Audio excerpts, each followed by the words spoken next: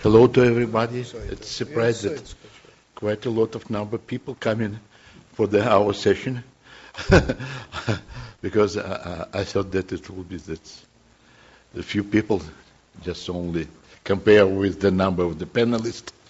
Thank you very much for coming and for your kind attention. You know that Russia, those times Soviet Union, was a pioneer in nuclear energy and first nuclear science research, and then technology development, and we were second nuclear power in the military terms. And of course, in parallel, we are just had a very powerful part of our industry. It's our nuclear power industry. And a few years ago, everybody talked about nuclear renaissance, but the recent events in nuclear power development, I mean, that's in Japan, the catastrophe with nuclear power station just again brought us to the issue of nuclear safety and security, and how we will proceed further with nuclear power development. If just any the question, if it will be the renaissance or we're going to the other end of the way. And so we try to cover some aspects of Russian nuclear industry development. And unfortunately, we lost on the way from the Moscow to the Seoul our world famous scientist, academician Asan because of a health problem. But he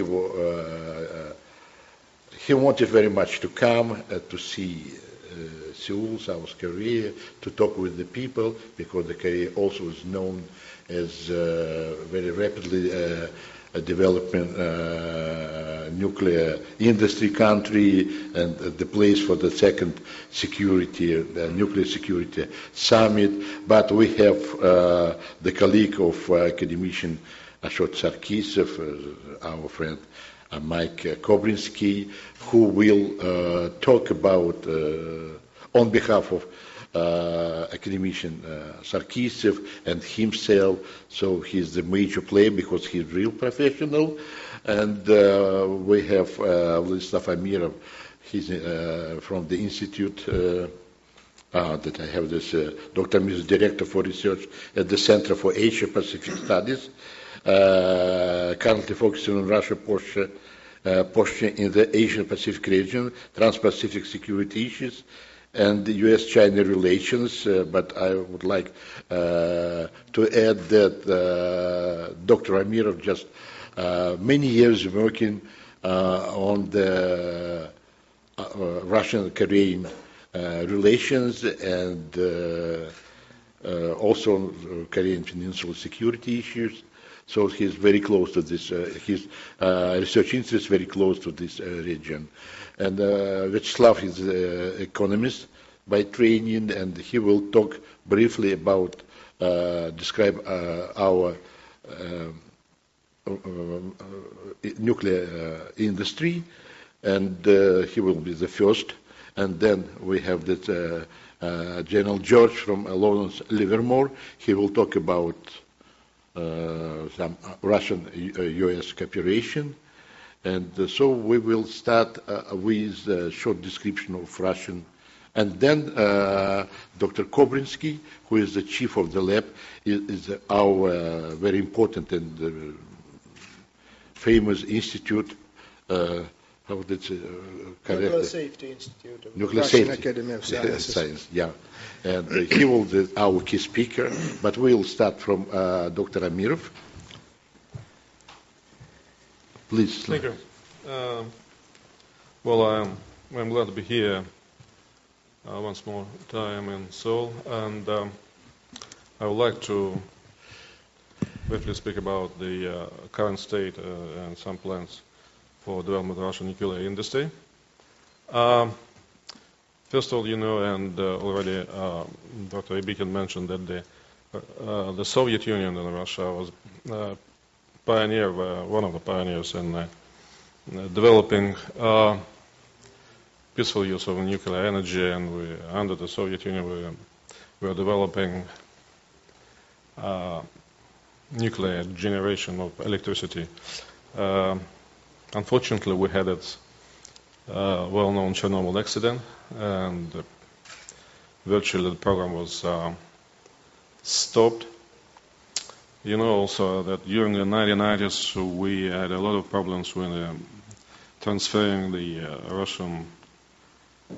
whole Russian state in a market-based economy, and had a lot of problems during the 1990s.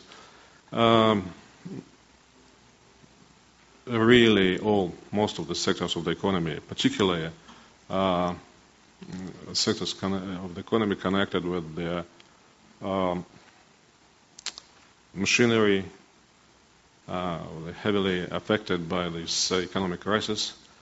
And you know that the resource sector of the economy survived better, particularly with the help of the world market and the rising prices on the Russian energy resources.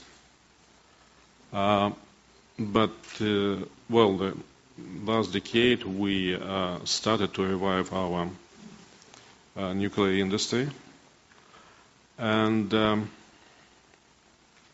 the purpose is, and maybe that's based behind it, that because it's considered still one of the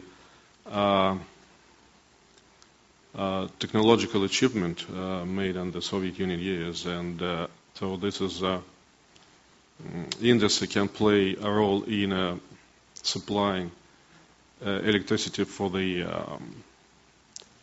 Russian economy in future and for a long time, and also the Russian government hopes that it will be gradually will develop again in one of the important item of Russian technological export to make the economy less dependent on the export of the mineral and other resources. The current state of the industry, we have 32 reactors under operation. The main purpose of the industry to generate electricity, and currently nuclear energy provides about 16%, about 15-16% of the electricity production in Russia. Based on the capacity for electricity generation, the figure is lower, it's about 10%. You know that heating is very, very important for cold Russian weather and climate, and so the nuclear energy provides about 5% of the heating generation in Russia currently. There are some, recently there was a program adopted by the Russian government, program for development of the energy by year 2030. And this program had a grand plan to greatly increase the share of the nuclear energy in electricity generation in a country production of electricity. This program was later revised somewhat for low levels, and I think currently it's better to say that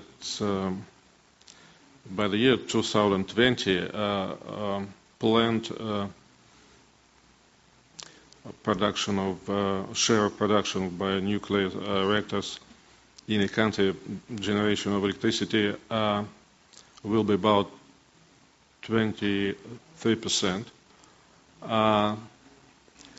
But just currently facing the the elections in parliament in Russia and next presidential elections next year, the current economic, the general economic program of the Russian government for year 2020 under revision. So, and I'm sure that should be some revision concerning both production and consumption of electricity in Russia by the time, and it will surely affect the role or share of nuclear energy in energy balance of the country. There also hope to develop the export of Russian both electricity and provided by the nuclear reactors and also the equipment. We had some agreements with the various countries. We are building some reactors in various countries, and I think now a company, state-owned company, Rosatom, is eager to develop this kind of business because of its quite profitable. And I think it's currently, I would now stop, just provide this brief assessment of the current state of the Russian nuclear industry. Thank you, Dr. Amirov. So this Mike Kobrinsky will talk about the nuclear safety and what is the social, technological perspective and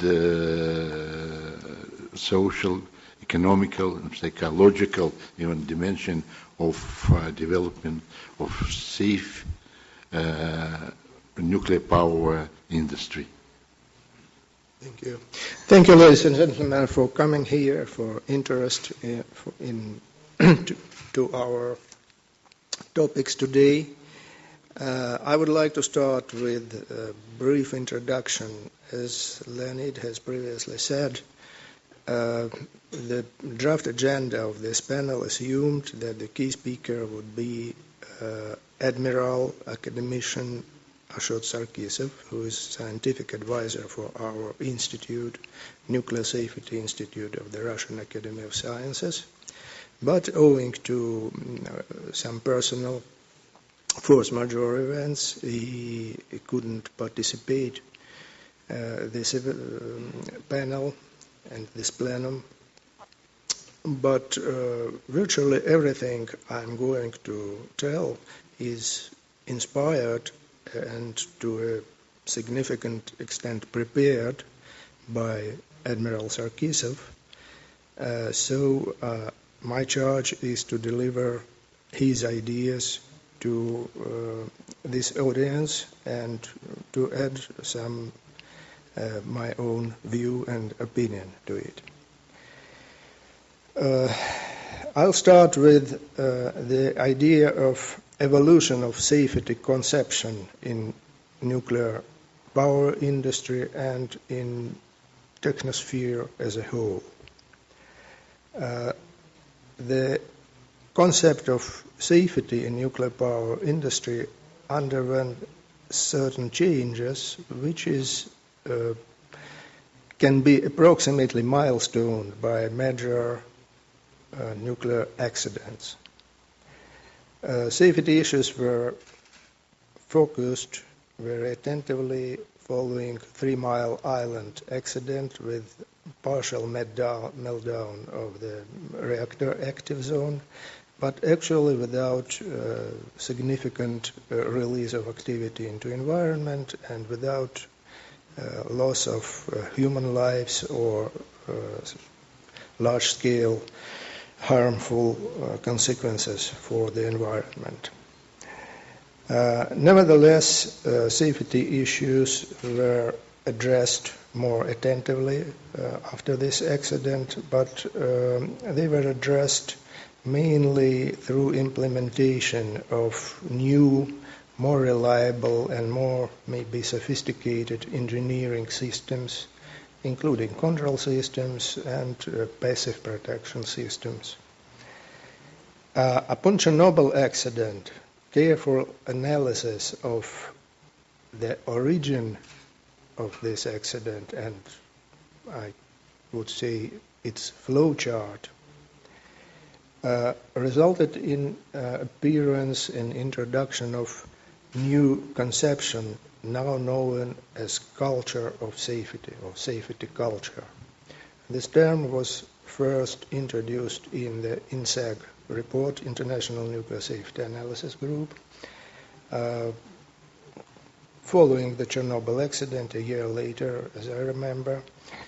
And report describes the notion of safety culture as, I shall read to be precise, that assembly of characteristics and attitudes in organizations and individuals which establish that as an overriding priority, nuclear plant safety issues receive the attention warranted by their significance. So, in other words, safety culture concept is the way in which safety is managed by professionals at their workplaces, both individuals and organizations. And in this way, safety concept informally introduces human factor into technosphere as an immanent part of safety concept. Further analysis of experience gained during several decades of operation of nuclear power plants and other radiation hazardous objects gave evidence that many accidents, excluding natural disasters of course, are caused by people behavior and by their attitude towards safety issues and their relevant duties. At current stage of development of our civilization, anthropogenic accidents are comparable in scale and severity of consequences with natural disaster. And therefore, ensuring safety in technosphere requires more universal and wider approach. And the author of this approach, academician Sarkisov, called it philosophy of safety. So it is actually the new sphere of knowledge. And to give you a taste of what this new sphere of knowledge deals or should deal with, I'll list several directions of research in this field, which is by far not complete, but still gives you an idea what is we're talking about. Philosophy of safety considers safety as human value, and therefore it considers position of safety on the scale of other human values and evolution, historical evolution of human perception of safety. Philosophy of safety should consider factors that determine perception of various threats, both natural and anthropogenic, their relative role and interrelation between these factors in stereotyping of mind, of human mind, and in practical response of human beings involved into technogenic operations. It also considers relationship between processes and factors of individual and collective perception of hazards, which, as we shall see, is not a simple issue. And finally, I said that this list is far from being complete, but I will mainly focus on the last direction of study, mechanisms governing development of conception of acceptable safety level in human mind. What is the acceptable safety level? Safety level of the anthropogenic object, industrial object, can be called acceptable if and when day-to-day running of this object does not cause large-scale social rejection. In other words, conception of acceptable safety level is a consolidated attitude of various human communities, would it be country or region or nation or some professional community, to everyday usage of certain object or technology. And in this sense, it is rather a feeling than conscious rational category. It is always irrational. And it is formed as a product of collective experience, transformed into unconscious sensation. Following Carl Jung, we can say that the idea of acceptable safety level is collective unconscious. This term was introduced, as you know, by Carl Jung. In engineering sphere, without considering human attitude, effectively strategy to ensure safety should be based on evaluation of the mathematical expectation of potential integral damage caused by the malfunction of object which we consider. This idea ranging of risks and based on expected damage is an ABC in risk management. It is well known that each risk manager should range risks and then start to seek for effective strategy to eliminate or smooth this risk. However, safety conception in public conscience often demonstrates quite opposite picture. A good example is risks and safety of motor transport, ordinary road traffic. According to the data reported by World Health Organization,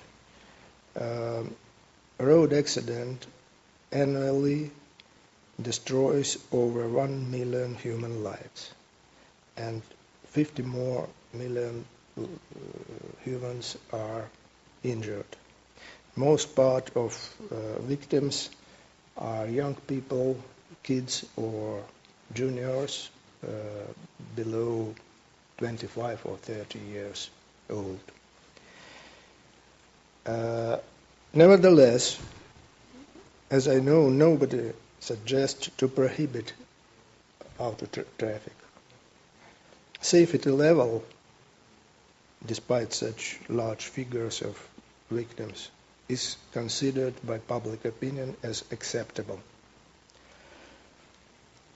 On the other hand, it is well known and mathematically substantiated that probability of severe accidents at nuclear power plants is on the order of 10 to minus 6, 10 to minus 7 inverse years. So 1 accident per million or 10 million years per reactor. However, this figure does not impress most part of people, and there are many supporters of the idea of complete ban of nuclear power industry. Other well-known example, it is fresh in our memory, is the relationship between consequences of the earthquake in Japan and following accident at the Fukushima nuclear power plant. It is known that the earthquake resulted in loss of over 27,000 human lives, and currently estimated damage is approximately $200 or $300 billion. On the other hand, of course, complete consequences of nuclear accident should be studied later, maybe, but what we know now is that 2 workers died after the hydrogen explosion and 11 more were injured. There is no reported cases of dangerous radiation exposure during at least up to now following the accident. And the estimated total damage up to now will probably exceed $30 billion. So these figures are at least an order of magnitude lower than the losses owing to the earthquake. Nevertheless, the attention of mass media and world community was from the very beginning of the event riveted to the nuclear accident rather than to the earthquake as a natural disaster. This phenomenon is known as radiophobia. And what is radiophobia for the nuclear power industry? Is it merely annoying obstacle for nuclear operators and investors, or it is a factor that itself is dangerous for humans? I would give, not coming into physiological details, into distant consequences of stress factors, I will give an example which is well known, which looks funny, and but in fact it is a ridiculous example of quite serious nature, which shows that radiophobia itself can be harmful. In November 2004, there was an emergency training at Balakova nuclear power plant in Saratov region of Russia. Our institute participated in this training. The scenario of training was developed by our technical crisis center, and also our staff participated in the training as independent spectators. It was a full-scale training in the sense that it simulated significant accident at the nuclear power plant with release of radioactivity into environment, and therefore there were formed special squads which simulated survey of the territory in order to identify the source of release, scale of release, and all matters that would help to develop and apply protective measures. So the training was participated not only by plant staff, but also by local authorities. And of course, these teams, survey teams, were equipped with proper protective suits and dosimetry equipment, and they look, very impressive for the side spectator. Occasionally during the training, emergency system of this power plant was triggered owing to insignificant leakage in steam pipeline. One of the sensors was hit by steam flux. In the INES scale, it is event of the level 0, so it has no significant consequences at all. But the picture of a person in the protective suit with dosimeter working near the power plant was published in all local and regional newspapers for 3 days. As a result,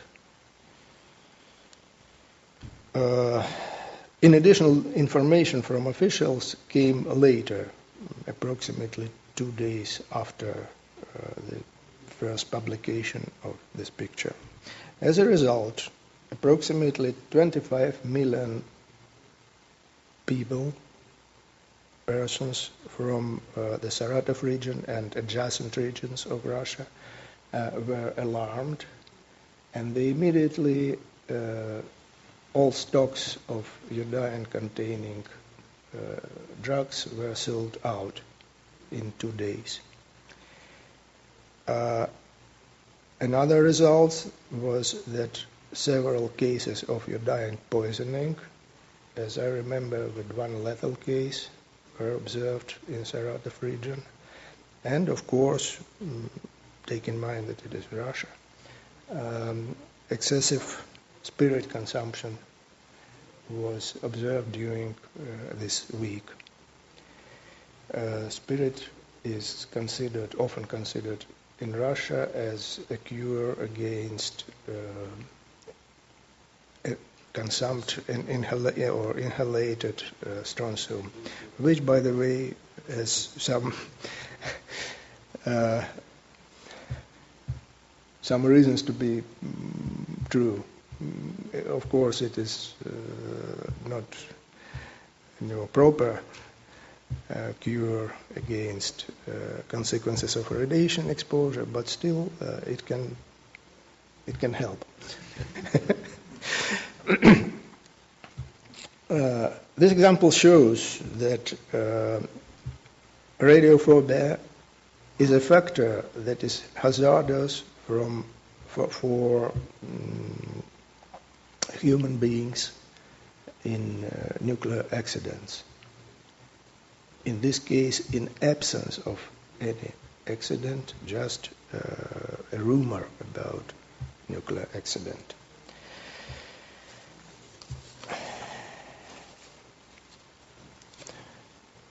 So, such exaggerated perception of hazards related to nuclear power plant operation and accidents is actually a serious challenge for further development of nuclear power industry. And in order to address this challenge effectively, it is necessary to study the origin and most important factors that affect community response to nuclear events. Analysis show that there are several steady stereotypes about nuclear industry in human mind. I'll consider them one by one. They are the following. Normally operating nuclear power plant is harmful for the environment. Well known that it is not true, and normally operating nuclear power plant is the most pure source of energy, at least as compared with ordinary thermal power plants, coal, oil, or gas. Next stereotype, radioactivity is the anthropogenic phenomenon, and it is absent in nature. It is well known that it is very far from being true. Homo sapiens evolution proceeded at the radioactivity background at the level of radiation exposure, natural level, substantially higher than current figure, which is 2.4 millisieverts per year. Some million or million and a half years ago, it reached probably 5 millisieverts per year. In addition, this figure is very different in different regions of, of Earth. Sorry. For example, in Finland, one of the most pure in ecological aspect country, it is 5.5 millisievert per year.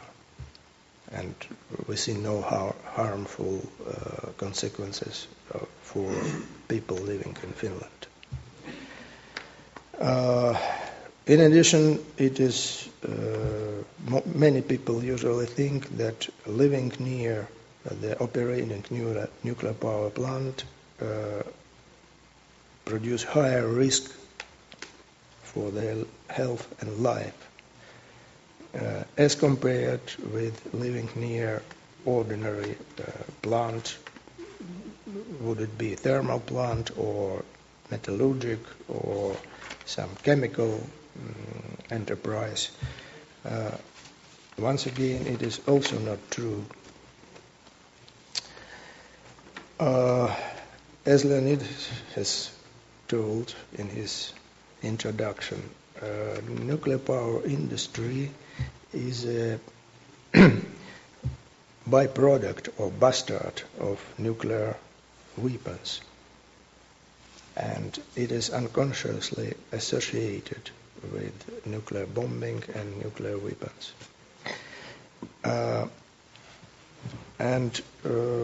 Finally, radiation is a hidden factor, and therefore, owing to this reason, many people consider it as enigmatic and disastrous, even if the actual exposure dose is very small.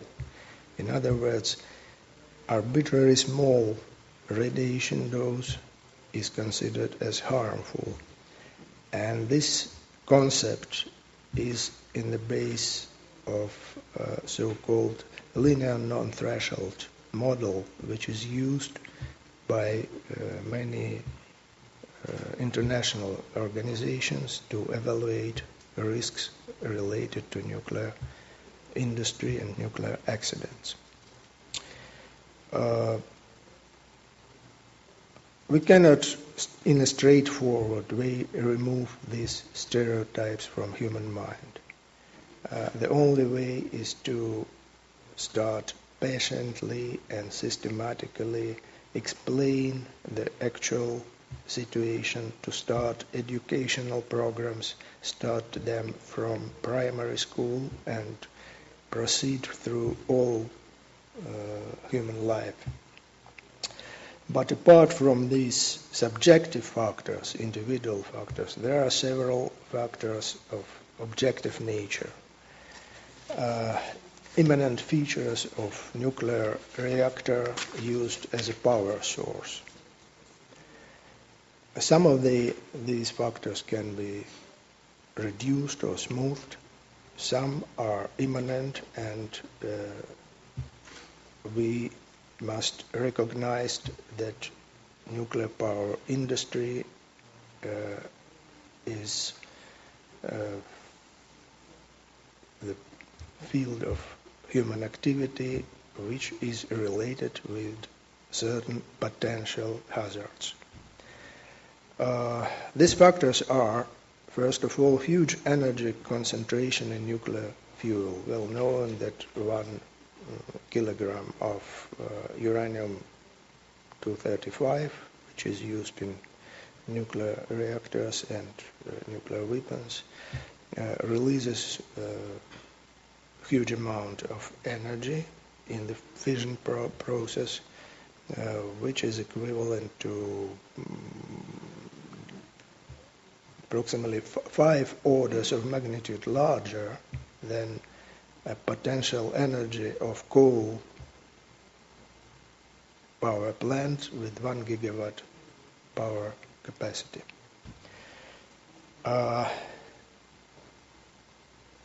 Nuclear reactor cannot be, unlike other power facility, it cannot be instantly switched off. Even if you shut down it and stop chain reaction, residual heat should be permanently removed from the reactor. Otherwise, the active zone will be melted down, as it occurred, for example, in 3 Mile Island and in Fukushima, owing to break of cooling system. And therefore, nuclear power plant requires either independent power source or some passive systems of protection, like, for example, melt trap, which was first installed at the Tianwan nuclear power plant in China, which was built by Russian Federation. Our institute was involved into design of this melt trap and provided all required calculations and modeling. Nuclear reactor can be brought into non-steady state when uncontrolled chain reaction becomes possible, and this event occurred in Chernobyl accident. In order to minimize this risk, proper design solution should be applied, and it is achievable, it is feasible in, for example, new technological solutions related to fast neutron reactors, which are rapidly developing now in Russia. Normally operating nuclear reactor produces significant amount of high active radioactive waste, which cannot be eliminated completely, and therefore it is necessary to some design solutions which would minimize risks related to isolation of this high active waste from the environment. Nevertheless, design and technical engineering solutions of applied in nuclear power industry resulted in the fact that currently nuclear power industry is one of the most safe sources of electric power. Report prepared by Paul Scherrer Institute and published last year compared number of victims of prompt victims of major accident at various power plants, thermal, hydro, and nuclear. And it turned out that number of prompt, not distant, victims of nuclear power plants is at least by an order of magnitude lower than for thermal and hydro plants. So these specific features, as I have told, are imminent for nuclear reactors, but future prospective projects for future reactors, post-neutron reactors, show that many of these factors can be either eliminated or substantially reduced. In conclusion, I would like to say that Russian Federation is a pioneer in developing fast neutron reactors. Currently, Russia is the only country that has operating for 30 years fast neutron reactor with sodium coolant. In addition, industrial reactor. In addition, Russian Federation has a long experience with transport reactors, fast Newton reactors with lead bismuth coolant, which were installed on submarines of known in NATO classification as alpha submarines. Currently they are decommissioned from the Navy, but this experience would be very useful in developing lead bismuth industrial reactors. The first reactor of this type would be probably commissioned in 2017. In Russia, it is unusual and interesting example of public-private cooperation, because this project is supported by a joint venture named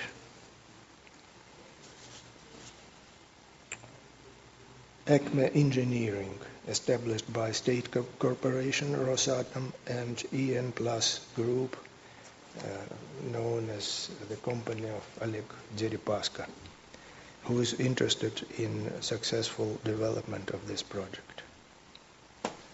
Thank you. Thank you, Mike, for your very informative and impressive report, and just which maybe will force us to believe that nuclear energy is the most safe way to produce electric power. Yeah. And let me give the floor to our colleague from the United States,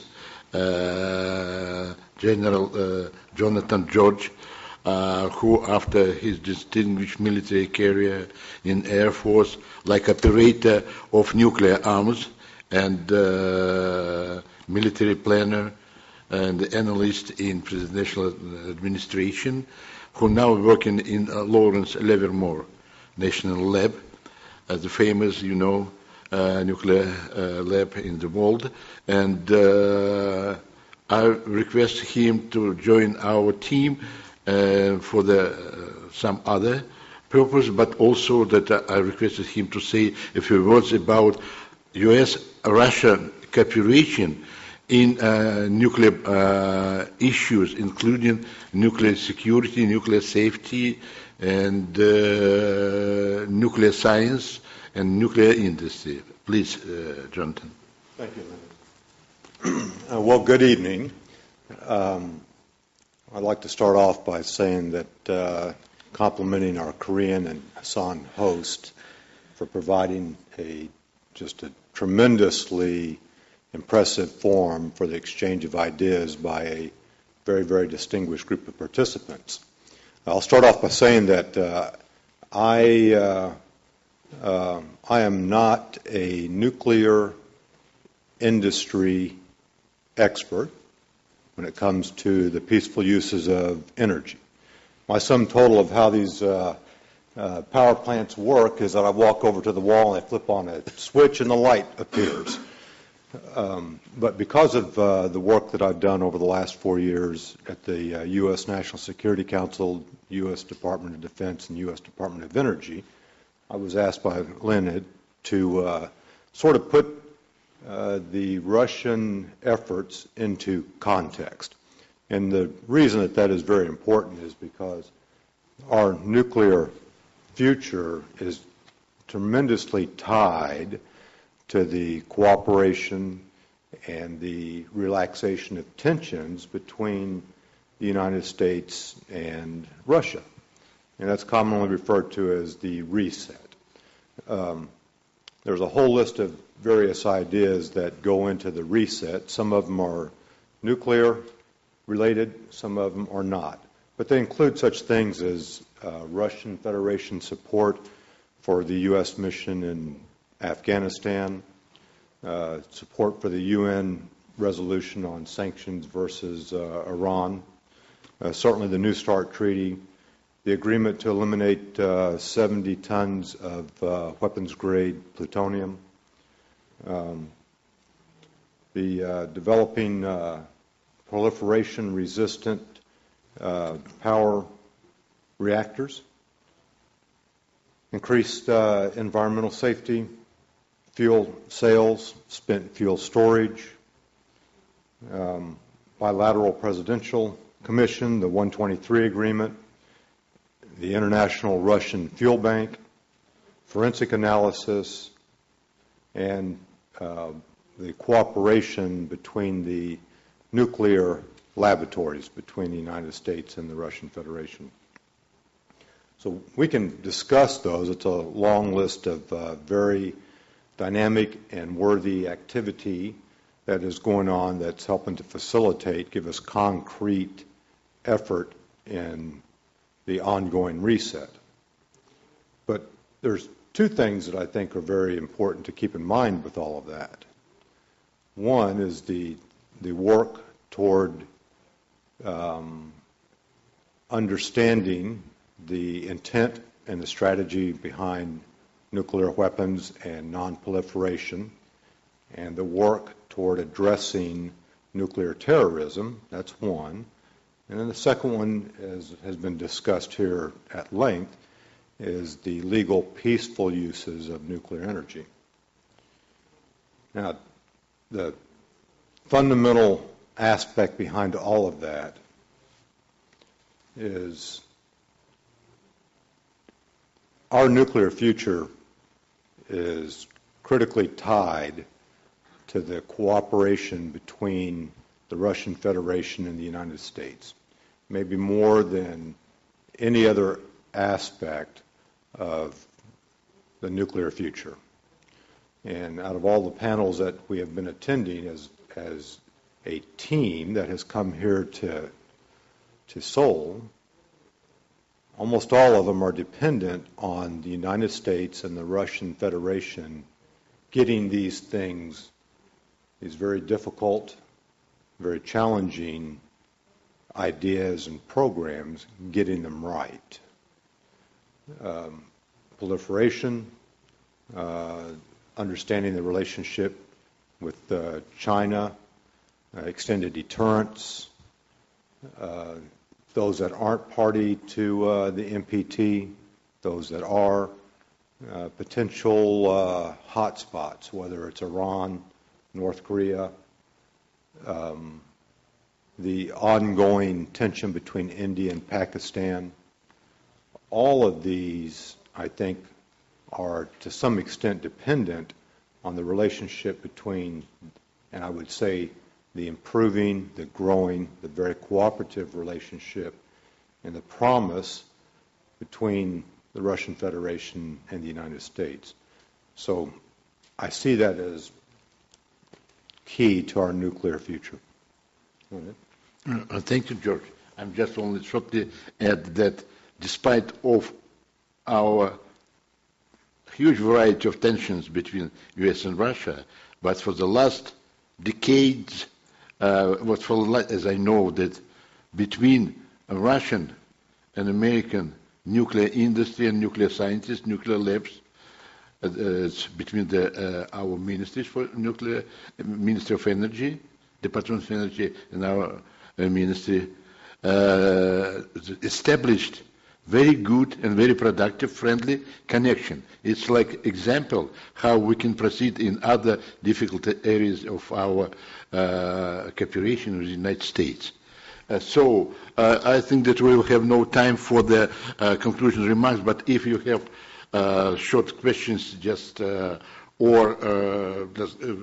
please ask my colleagues, or you can ask them during the dinner today, as personally. So you can talk with them personally, okay? But I want to make a comment for audience about Russian nuclear energy after Fukushima projects and something like that. Yes, please, you have the question. I have a short question to Dr. Koblinski.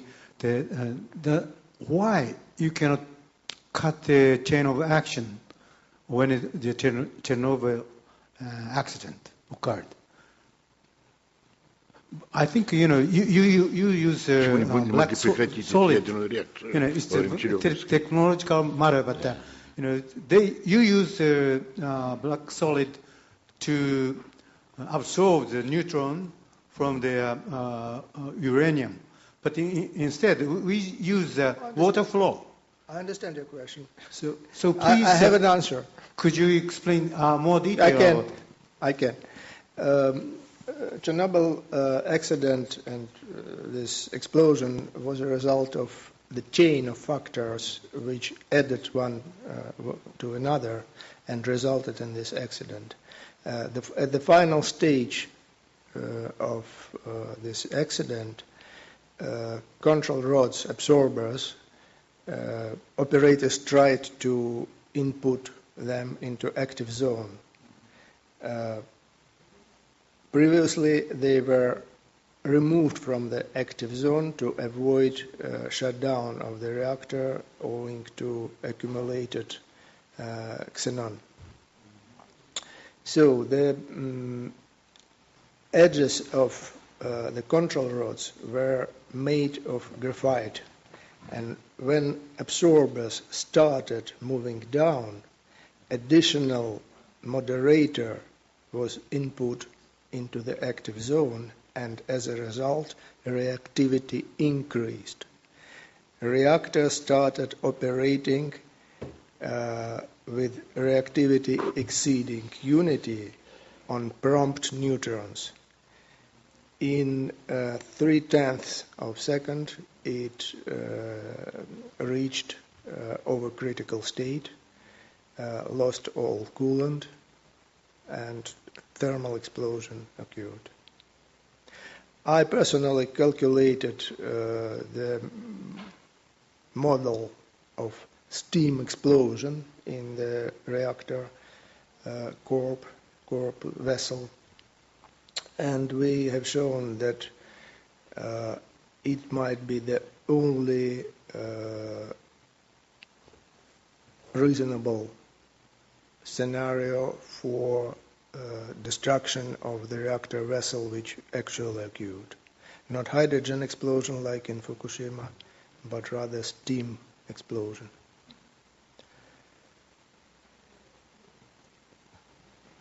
That's the first question. You have comments? Yeah, but I'm not asking for the question. Okay. Please. Yeah. And please identify yourself.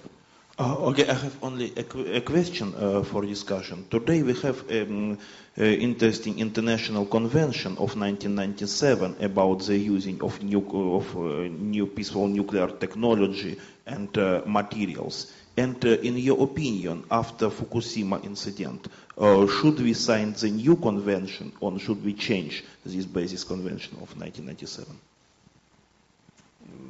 I only know that there are certain suggestions from the Russian side about universal regulations concerning nuclear safety. They were suggested by our president, and if it will be in some form accepted by world nuclear community, it is reasonable to maybe reconsider this agreement. That's all that I can say now. It is true that nuclear safety is one of the very acute problem after, and it grew more acute after Fukushima event. Because any nuclear accident has actually global nature. It affects not only country where it occurred, but also all Earth.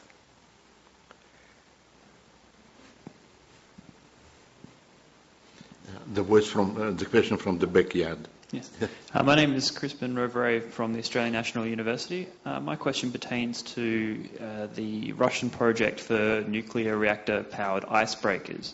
I'm just wondering, in the wake of the Fukushima disaster, what the future of that project is going to look like, and the type of reactors that I've been told are quite old in their designs on projects. Thank you. Currently, Russian Federation has 10 operating light water boiling reactors, known as Chernobyl type reactor. Following the Chernobyl accident, careful analysis of safety state of all these reactors was performed with participation of international experts from, for example, IAEA. And this analysis of safety state is repeated periodically. Currently, no violations of very tight Russian regulations of safety requirements was ever observed on any of these reactors. However, new light water boiling reactors will not be constructed in Russia. Currently, all reactors under construction and future projects are based on pressurized water reactors or, as I have told, fast Newton reactors, one of which will be commissioned probably next year or next but one, sodium-cooled reactor in the second energy block in Balakova, in Beloyarsk NPP, BN 800. So no more RBMK. Any questions? So your comments, please, shortly. Yeah? We have this.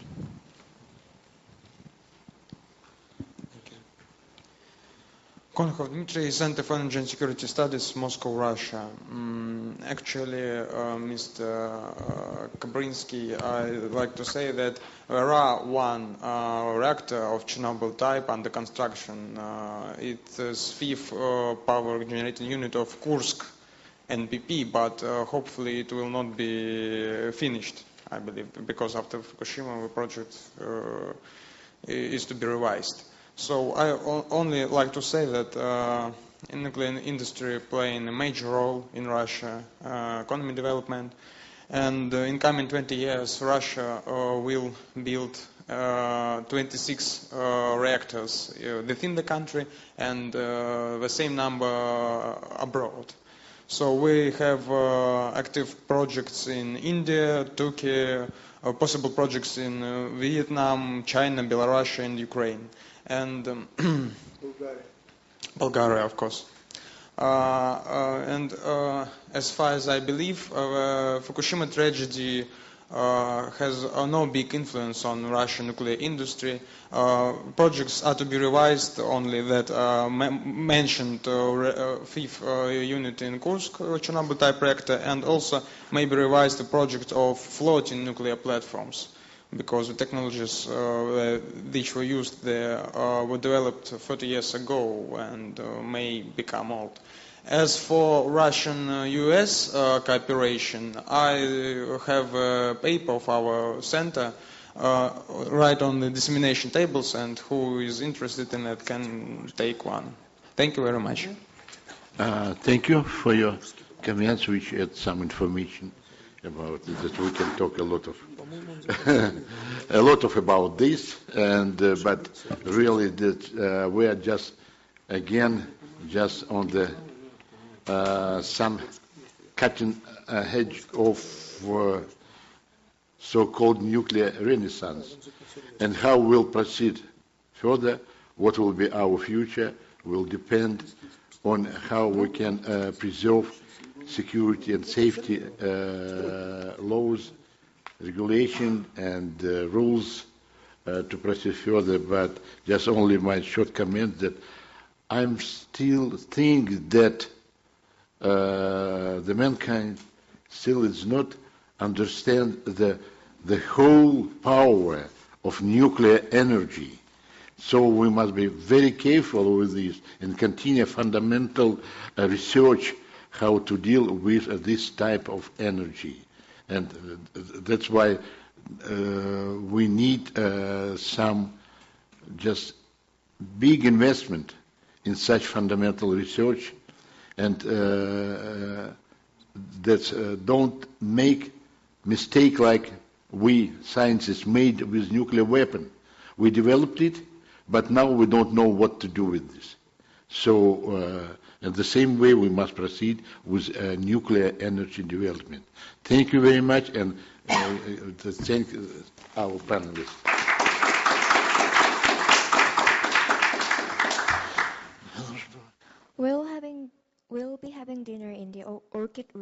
the second floor now. The orchid room is